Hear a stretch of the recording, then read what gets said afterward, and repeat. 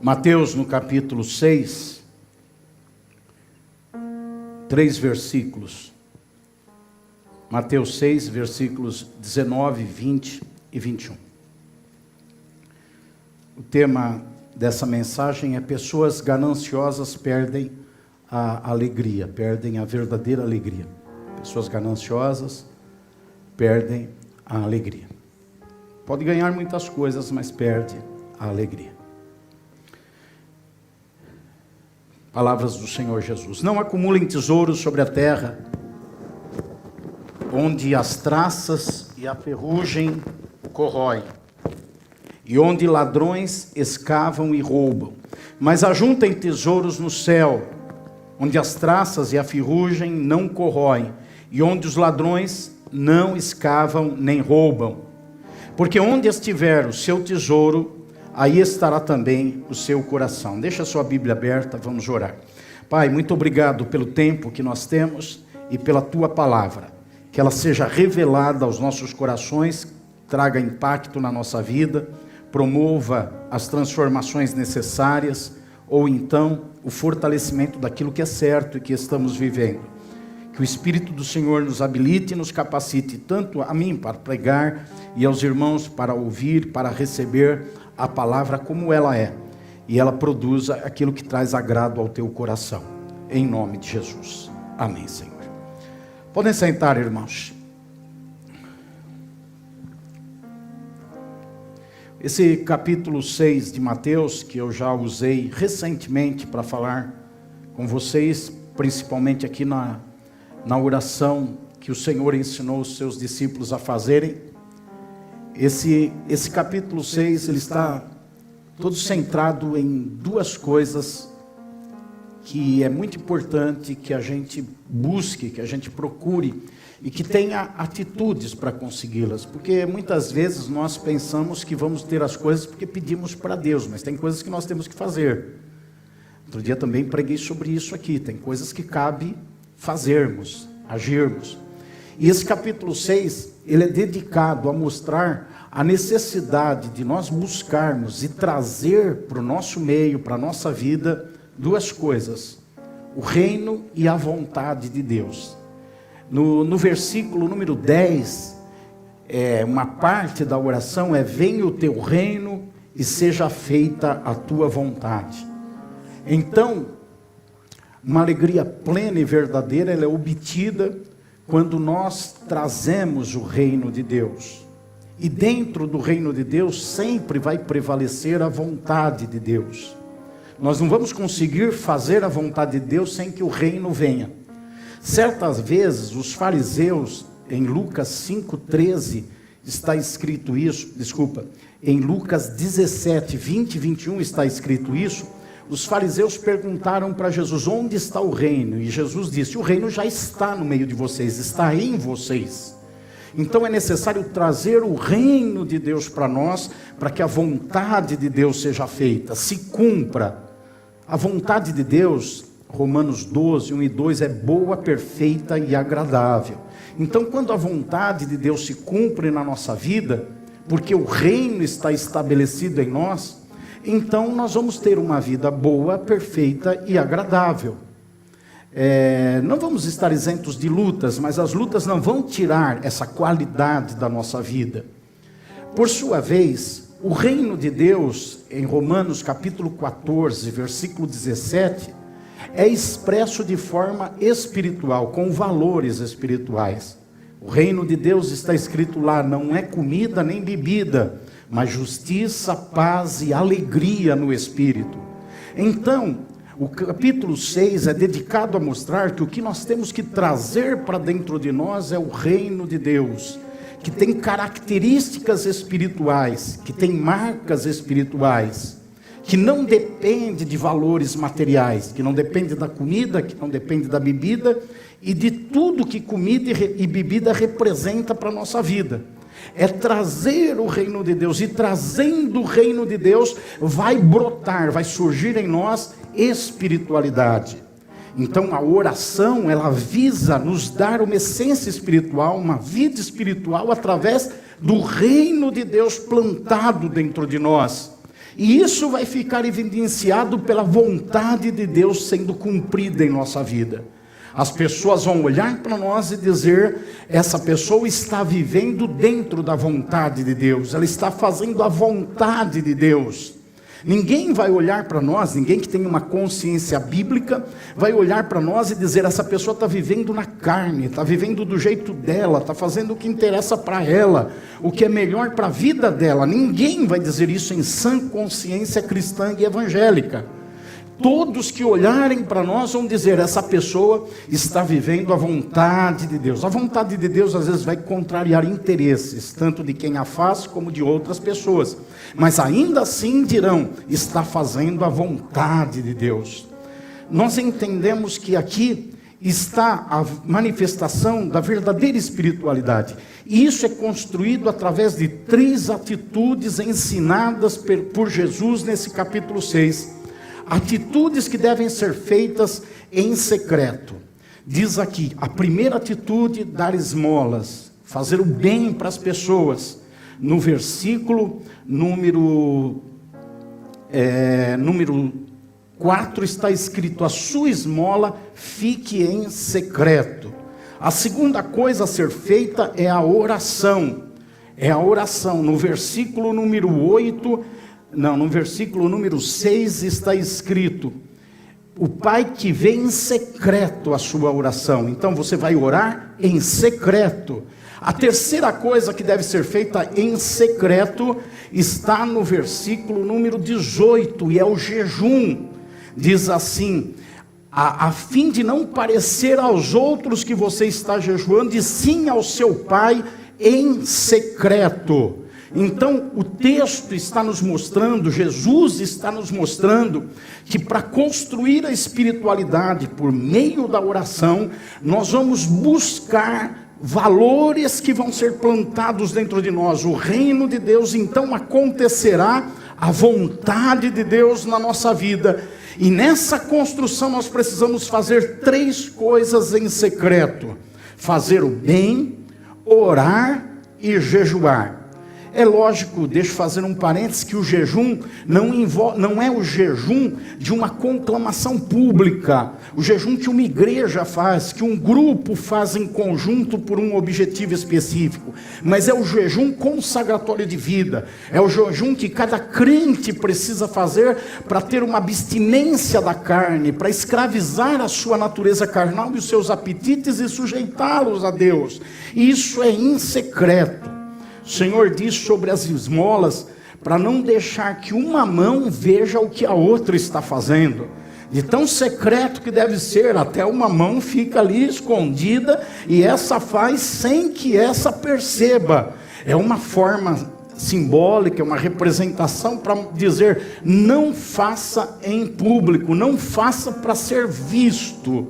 Na verdade, há 3 coisas aqui também que vamos ter como recompensa, que são essas 3 coisas: a oração, fazer o bem e o jejum.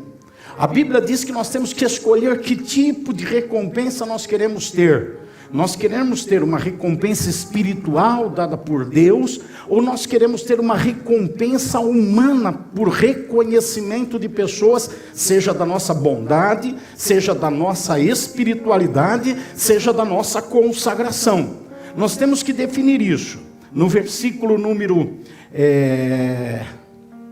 2, está escrito que aquele que dá a sua esmola para os outros ver, ele diz aqui, são os hipócritas, e eles já receberam a sua recompensa. No versículo número 5, fala que aquele que ora em pé, nos cantos, para ser visto pelas pessoas, já recebeu a sua recompensa. No versículo número, eu estou achando aqui, tá?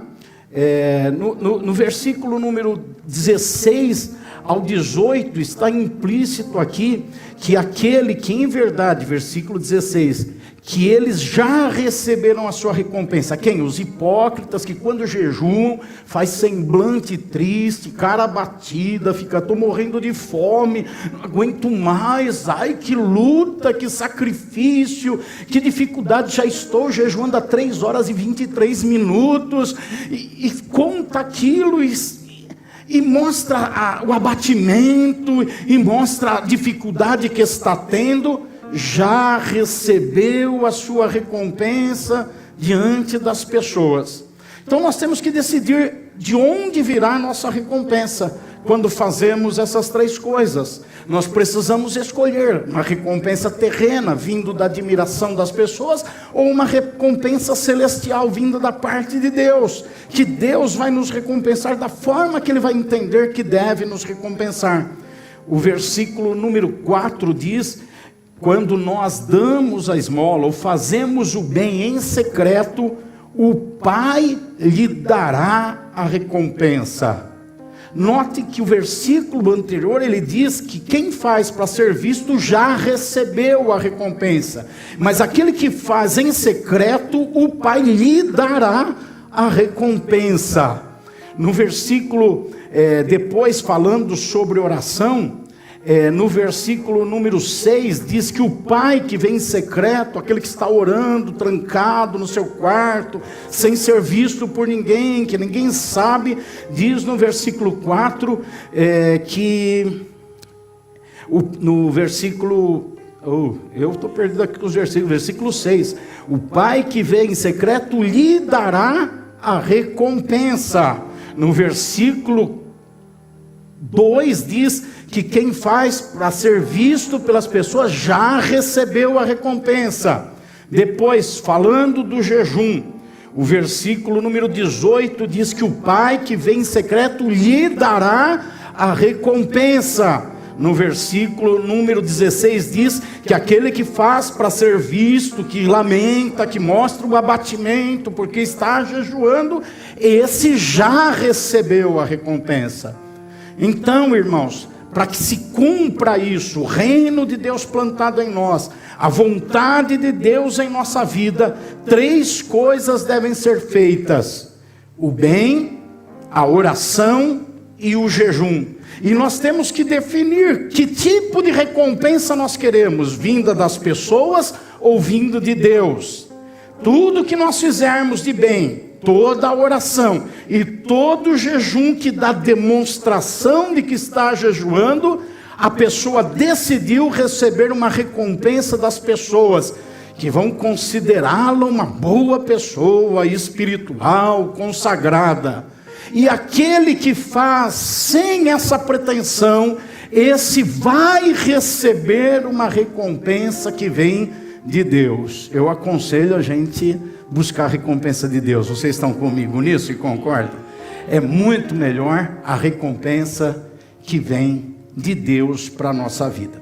Agora também, esse texto indica que existem 3 coisas ligadas a isso que prejudicam o trazer o reino e o conhecer e viver a vontade de Deus.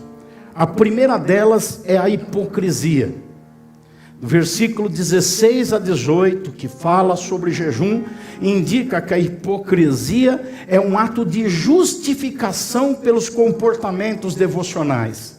Então a pessoa está se justificando, seja diante dos homens, de uma igreja, ou diante de Deus, pelo tamanho do jejum que ela faz. Então ela se sente bem pelo jejum.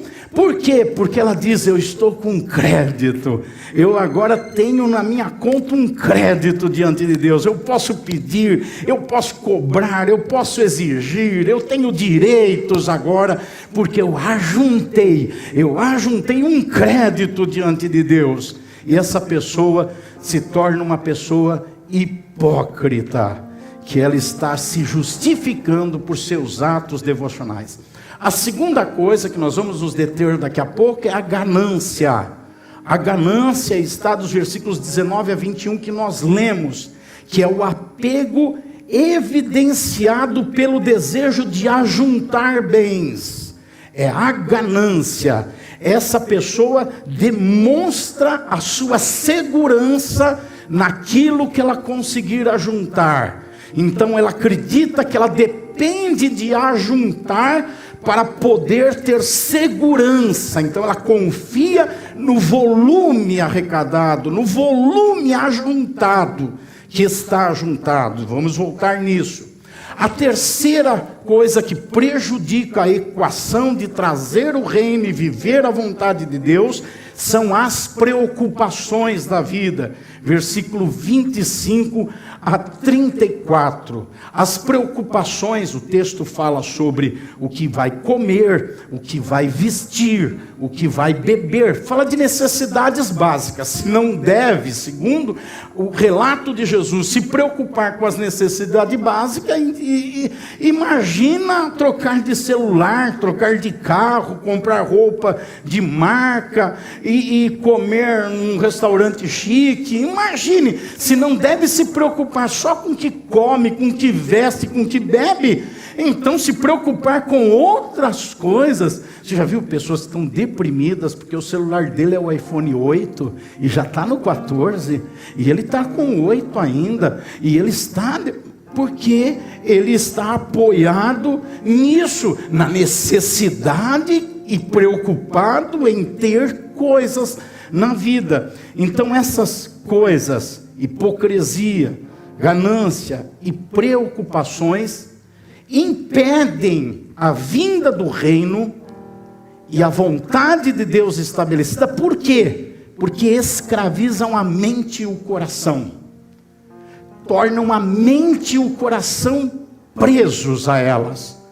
A mente fica ocupada com elas. A oração é, antes de tudo, uma atitude mental e emocional. O centro do texto é a oração que Jesus ensina aos discípulos. Que os discípulos perguntam, como é que nós devemos orar? Eles falam, está registrado em Lucas, aqui não. Eles falam, os discípulos de João aprenderam com João como orar. Nós queremos também aprender, nos ensina a orar. E Jesus então constrói toda essa situação que nós estamos vendo para mostrar isso. Agora, a oração é um estado mental e emocional antes de ser algo feito com palavras. É uma mente focada naquilo, é um coração focado naquilo que vai expressar diante de Deus, seja palavra, seja alta, seja baixa, seja gemido, seja línguas estranhas. É a mente e o coração focados nisso. E essas três coisas, hipocrisia, ganância e preocupação, desfocam a mente, escravizam os sentimentos, trazem peso na vida da pessoa, e ela não consegue se expressar diante de Deus com a sua mente e com o seu coração, e consequentemente vai impedir suas ações, porque aquilo que encher nossa mente, aquilo que encher nosso coração, vai impulsionar o que nós vamos fazer, vai impulsionar a nossa forma de falar. A boca vai falar do que o coração está cheio.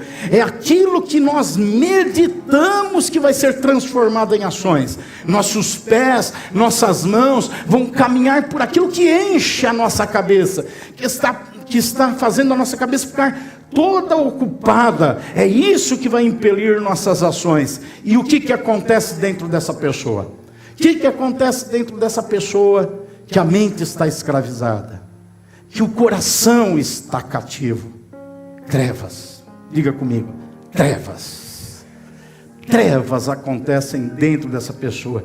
Por isso que no versículo 22 e no versículo 23, o Senhor diz, os olhos são a lâmpada do corpo. Se os seus olhos forem bons, todo o seu corpo será cheio de luz. Se porém os seus olhos forem maus, todo o seu corpo estará em trevas. Portanto, se a luz que existe em você deixou de ser luz e virou trevas, que grandes, que terríveis que serão essas trevas. O pecado na vida do crente é muito maior do que o pecado na vida do ímpio. O pecado na vida daquele que conhece a Deus, ele tem proporções gigantescas em relação do mesmo pecado na vida do ímpio, do inveterado no pecado. Por quê? Porque ele transformou a luz dele em trevas. Diz: se os olhos forem bons, teu corpo será iluminado. Agora, aqueles olhos colocados na hipocrisia, aqueles olhos colocados na ganância, aqueles olhos colocados nas preocupações, vai encher o interior da pessoa de trevas, porque a mente ficou escravizada, porque o coração ficou escravizado. Então aquela pessoa vai ter trevas dentro dela, a vida dela vai ser obscurecida por essas trevas. E o que acontece com esses escravos? Eles se tornam escravos da religião, a hipocrisia. Aqui, a pessoa escolheu fazer o bem, para que os outros vissem.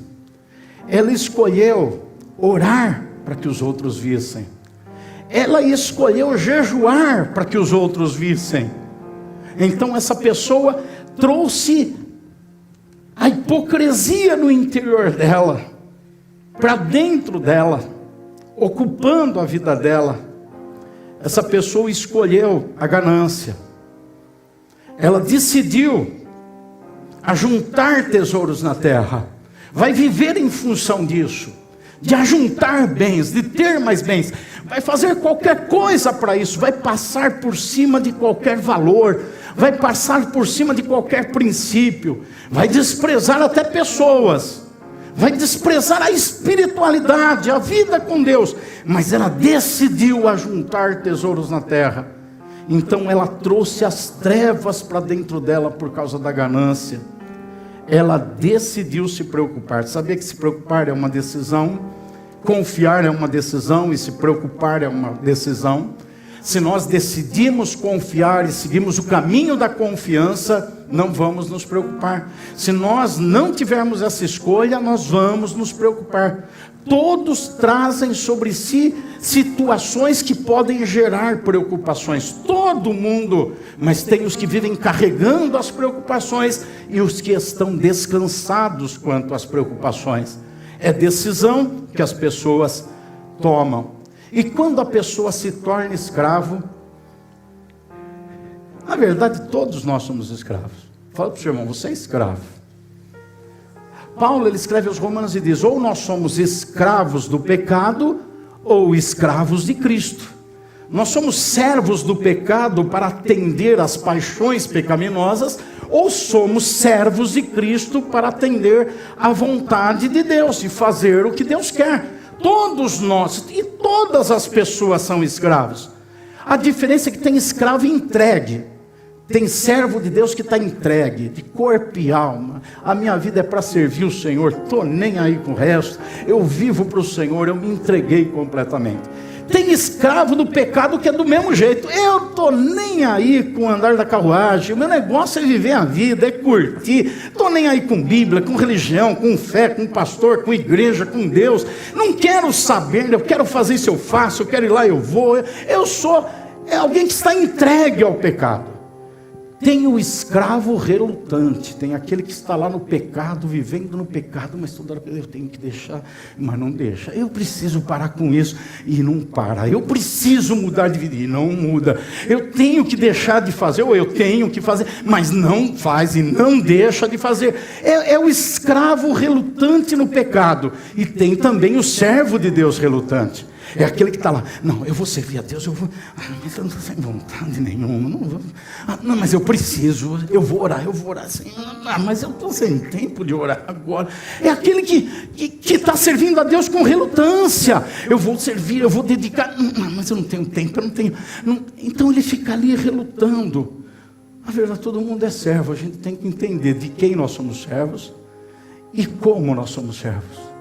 O servo convicto, dedicado, o servo relutante, aquele que tem dificuldade.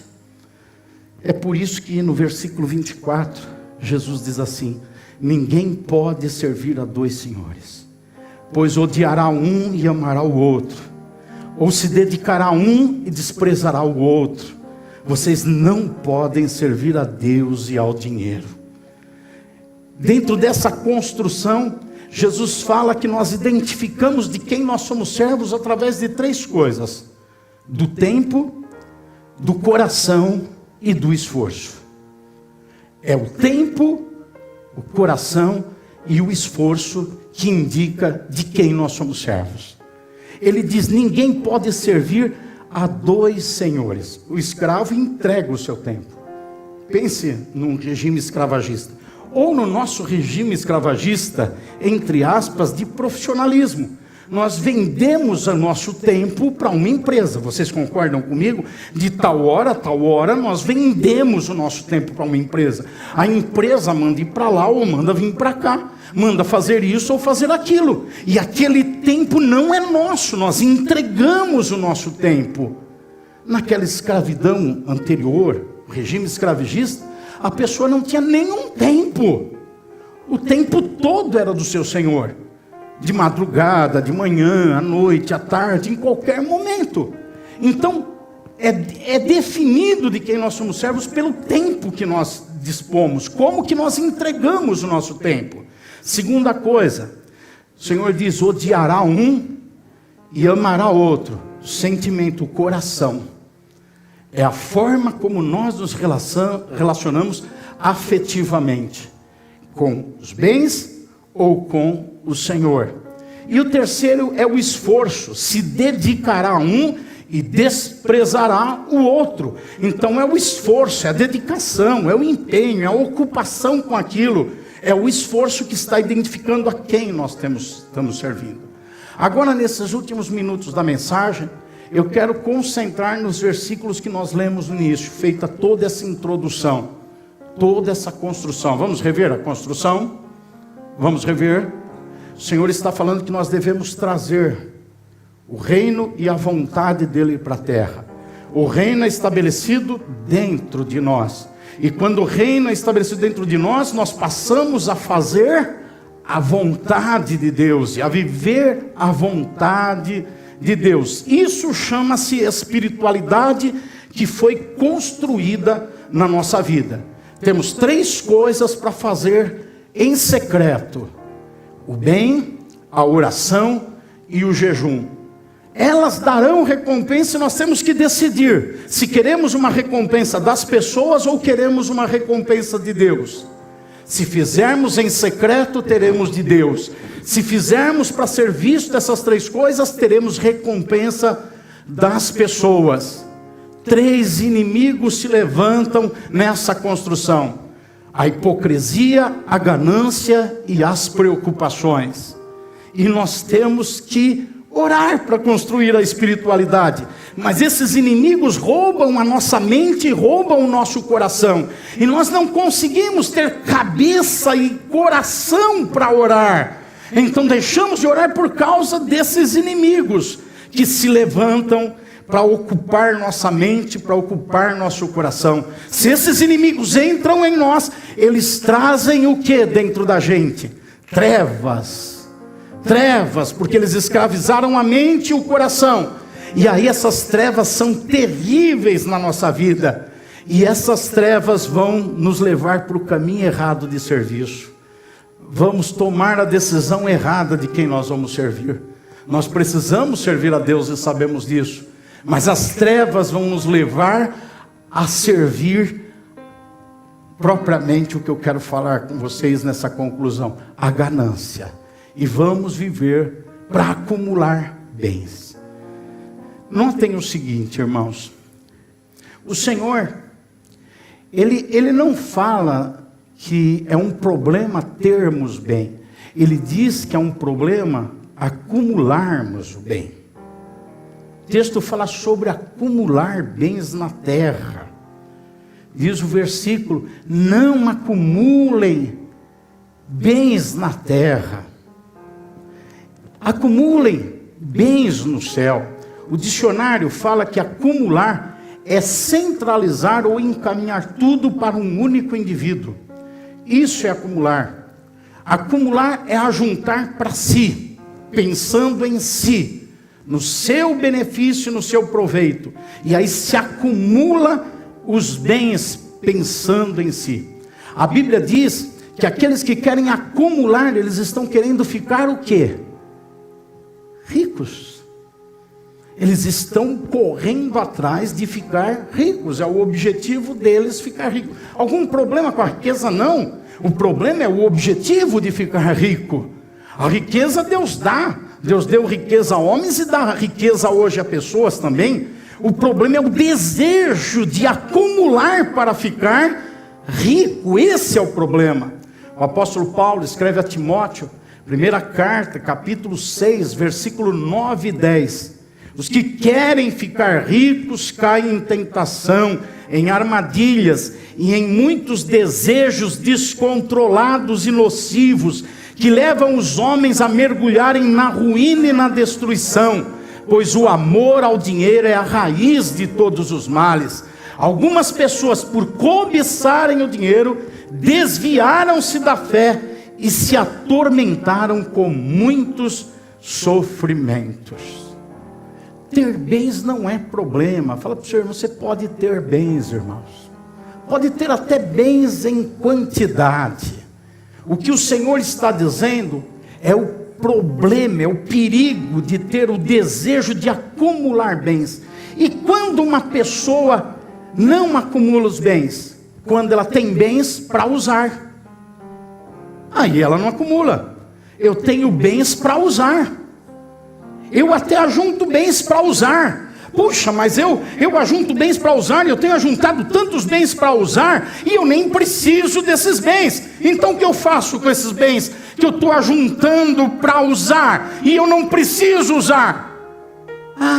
Eu vou usar os bens que eu estou ajuntando para outros que precisam usar. Eu não preciso usar, mas outros precisam usar. Então o bem que eu estou ajuntando, que eu estou até acumulando, mas eu não quero acumular, eu só estou juntando para usar, eu não preciso. Então, veja comigo Atos 2,45. Atos 2,45. Vendiam as suas propriedades e bens, distribuindo entre todos à medida que alguém tinha necessidade. A gente cria a ideia que os irmãos eles pegavam as escrituras que tinham da casa, do terreno, o documento do jegue que eles tinham, não era carro, né? Era jegue, sei lá, o animal que eles usavam para transporte. Pegavam os documentos dos 2, 3 burros que eles tinham, não estou falando de filho, estou falando de animal que eles usavam para carga.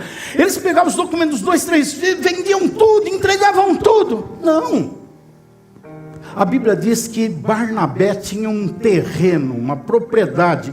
Ele vendeu e depositou o dinheiro aos pés dos apóstolos. Eu pergunto para você, ele dormia no terreno? Ele morava no terreno? Ele tinha lá no terreno, ele fez uma cabaninha, ele ficava dentro do terreno. Não, Barnabé tinha a casa dele, que ele morava. Mas o terreno estava acumulado para ser usado, ele não precisava. Havia fome em Jerusalém. Então ele falou, eu vou doar esse terreno, eu vou vender. Vendeu e entregou. Barnabé não ficou um sem teto depois que ele vendeu o terreno dele, a propriedade que ele tinha. Ele continuou tendo a casa, porque os bens é permitido ter para usar. É para usar que a gente tem que ter. A gente precisa ter para usar. Irmãs centopeias, tomem cuidado. Você só tem 2 pés, 30 pares de sandália, fora botas, sapatos. Cuidado, irmãs. Cuidado, não precisa acumular. Não, pode ter lá meia dúzia, 10, sei lá, mas 30, um cômodo inteiro de sandália. Dá uma olhadinha para o pé da irmã do teu lado, vê se é o tamanho do teu. Dá uma medida como é que está essa sandália dela gastadinha. E você tem sandálias na caixa que nunca usou, que talvez vai morrer e nunca vai usar, a não ser que enterrem você com ela, porque é nova.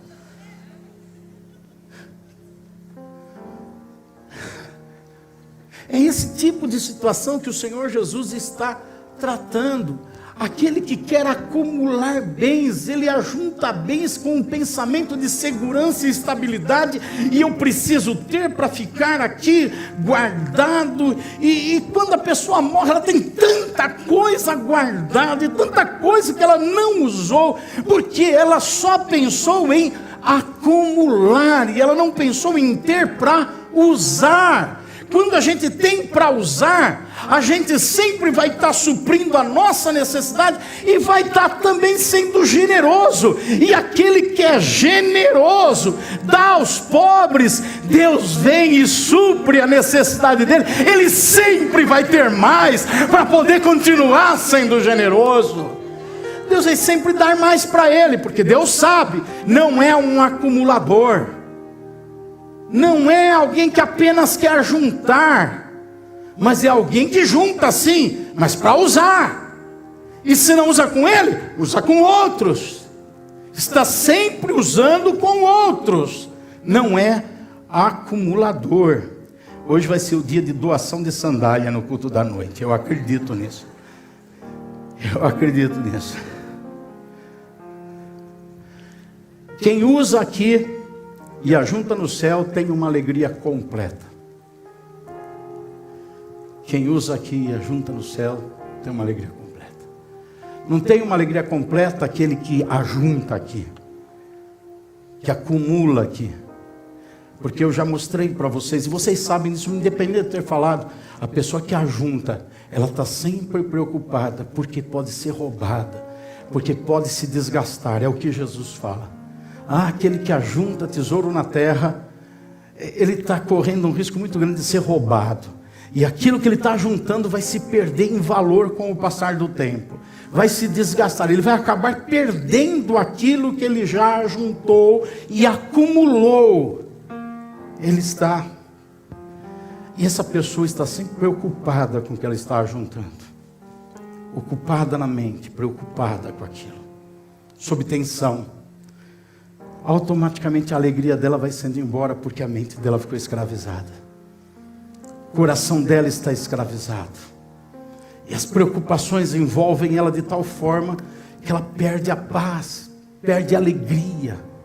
O reino de Deus é justiça, paz e alegria. Ela perde porque ela entra em tensão por causa daquilo que ela está acumulando. Evangelho de João, capítulo 15, versículo 11. O Senhor fala sobre essa alegria completa. Eu também preguei para vocês outro dia isso. O Senhor, Ele fala as coisas e afirma para que a minha alegria esteja em vocês e a alegria de vocês seja completa. Eu falei no dia que eu preguei aqui, os irmãos que talvez tenham uma memória melhor vão lembrar, que essa palavra alegria é do grego chara. Lembram do chara? Eu fui pregar outro dia numa igreja, longe daqui, eu acho que foi em Botucatu, e o irmão falou assim para mim, eu estou cheio de chara. Eu olhei para ele, eu nem lembrava que era chara na hora. Pensei, esse irmão ficou louco. Ele falou, estou cheio de chara. Eu olhei assim, ele percebeu que eu fiz um olhar de interrogação. Eu falei, eu ouvi a pregação que você fez lá no Mando Aqui, sobre chara. Chara é uma satisfação em alguém. Não é uma satisfação em alguma coisa. E não é qualquer alguém. Jesus fala, eu falo essas coisas para vocês, para que vocês tenham um chara em mim. Uma alegria completa em mim. Uma satisfação plena em mim. A pessoa que acumula bens, ela perde esse chara. Porque a alegria dela não está em alguém. Chara, alegria em alguém. Está em alguma coisa. Então é uma alegria no bem. E o bem tem um poder de mudar o estado emocional dela, de deixá-la feliz, de deixá-la triste, de deixá-la eufórica, de deixá-la desanimada, abatida. Porque ela não tem chara. Ela tem uma alegria superficial. Aquela alegria que o mundo dá. Jesus disse, a chara que eu dou, o mundo não pode dar. A alegria que o mundo dá é uma. A alegria que eu dou é outra. A alegria que o mundo dá não é chara, é alegria em coisas. A alegria que eu dou é uma alegria em mim. E eu falo para que vocês tenham uma alegria completa em mim. Por isso o acumulador é aquela pessoa que perde a alegria. Ele perde a alegria. O tema da mensagem é: pessoas gananciosas perdem a alegria. Ela não tem uma alegria verdadeira e estável. Podem ter bens? Todos podem ter bens. Vejam 3 exemplos bíblicos de homens cheios de bens: Salomão, Saul e Jó. Homens que tinham bens, em grande quantidade. Em grande quantidade. Qual foi o fim de Saul? Se tornou um apóstata, um desviado, um homem que se afastou de Deus. Ele tinha bens. Foi os bens que ele tinha? Ele tinha bens em forma de riqueza, de posição. Ele tinha bens em profusão. Foi em si os bens? Não. Salomão, um homem sábio que se tornou rico, poderoso, se perdeu nos prazeres da vida. Se perdeu. Com o dinheiro que ele tinha, ele podia fazer tudo o que queria. 1000 mulheres. Irmão, você é um herói. Você é um herói? Tem uma. Você é um herói. Salomão tinha 1000. 700 mulheres e 300 amantes, concubinas.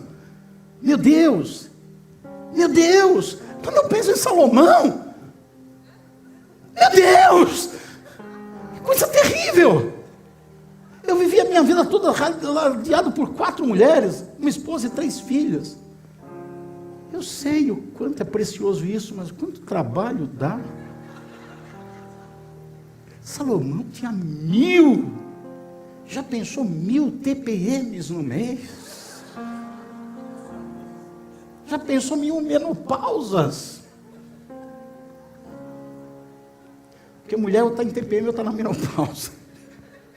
Quando não está nisso, está no mau humor. Não, brincadeira. Deixa eu mudar as coisas aqui. Bolsonaro pode perder a eleição por causa disso, dessas coisas que falam. Não posso nem brincar com essas coisas, Deus me livre. Ele podia ter o que quisesse, a ponto de ter 1000 mulheres. Mas foram os bens? Não, porque Jó tinha tudo também. Jó tinha tudo. Ele perdeu tudo. É lógico que ninguém gosta de perder o emprego, perder um bem, um carro roubado, uma casa incendiada. Ninguém gosta, ninguém vai olhar para tudo isso e dizer: oh, que bacana, que bom. Não, vai ter uma dor, uma noite de lágrimas, um sofrimento, uma dor, mas vai levantar a voz e vai dizer: Deus deu, Deus tomou, louvado seja o Senhor. Antes eu te conhecia de ouvir falar, agora meus olhos te veem, Senhor. É uma pessoa que não está presa no acumular os bens. Não é o acumular para ela que tem valor. Veja o que Jó falou, eu destaquei isso. Capítulo 31, versículo 24 e 25. Se pus no ouro a minha confiança, e disse ao ouro puro: você é a minha garantia. Se me regozijei por ter grande riqueza, pela fortuna que as minhas mãos obtiveram. Agora o final do versículo 25. Eu teria negado a Deus que está lá em cima. Note o verbo que ele coloca: eu teria. Se eu tivesse, eu teria. O que a gente subentende? Ele não colocou a confiança no ouro puro. Ele não disse para os bens: você é a minha garantia. Ele não se alegrou por ter grande riqueza. Ele não se alegrou pela riqueza que suas mãos, a fortuna que suas mãos obtiveram. Porque se ele tivesse feito isso, terminaria o livro dele, ele negando a Deus. Já na verdade já começaria quando a mulher disse para ele: nega o teu Deus e morre. Ele já teria negado ali. Mas ele passou por tudo. Durante um período de 1 ou 2 anos, ele passou por tudo isso que a Bíblia relata. E lá no fim, ele diz o que eu acabei de citar: antes eu ouvia falar de ti, agora os meus olhos te veem na minha vida. Por quê? Porque ele não colocou, ele não acumulou. Ele tinha muito, mas não era muito acumulado. Porque não era muito para dar segurança para ele, para ter garantia, para se alegrar, para ter uma tentativa de chara. Não, era para repartir. Eu fiz 3 conclusões, 3 versículos para concluir. Eu vou escolher um deles agora. Me deem 10 minutos para eu definir.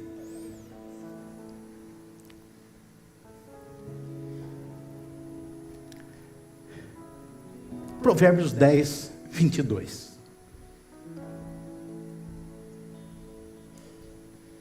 Provérbios 10, 22. Vamos ler juntos aí? Quem está marcando, marca. Depois vamos ler. Está na tela. Vamos lá?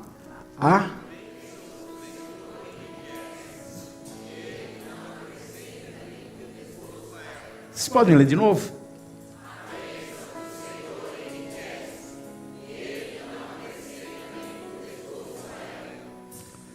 Bênção do Senhor faz o que? Empobrece? Não, enriquece.